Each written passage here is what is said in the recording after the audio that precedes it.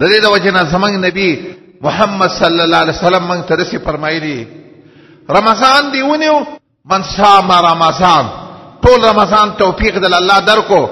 خو پدې کې یو کار به کې داسې کار به نه کې چې رمضان مې ونیو بس خبره ختمه شو بلکې محمد رسول الله فرمایي واتبع ستا من شوال پدې پسې متصل د شوال روجي ونیسه لږ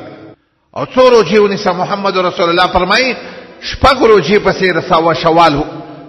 څنګه پدې صرف ستا دپاره یوه ورځ د اختر چوټي ده بس زمونږ په اسلام کې صرف په 2 ورځو کې د روجو د نیولو پابندي ده چې نبی صلی الله علیه وسلم فرمایي دي یو یوم الفطر د وړوکي اختر ورځ ده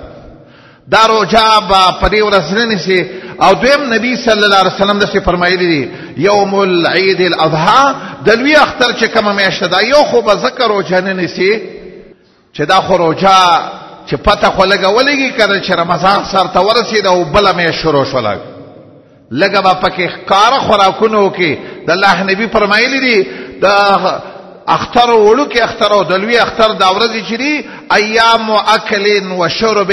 دا د خوراک ورځې دي دا د څښاک ورځې دي په دې ورځ باندې به ته روژه نه نیسې بس صرف تا ته د 2 ورځو یو د وړوکې اختر اوله ورځ او دویم د لوی اختر اوله ورځ دا چوټي ده او نبی صلی الله علیه وسلم فرمایي چې دا څنګه تیر شي نو اتبع ستا من شوال بیا پسې د شوال شپږ روجي ونیسه لږ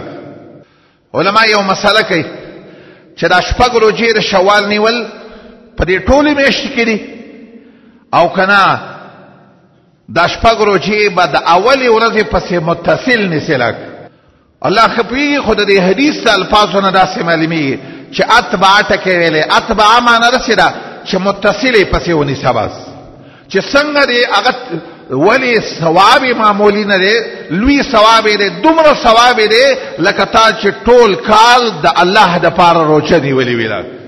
ځکه د الله قانون داسې دی من جاء بالحسنه فله 10 امثالها څوک چې یو نیکي وکړي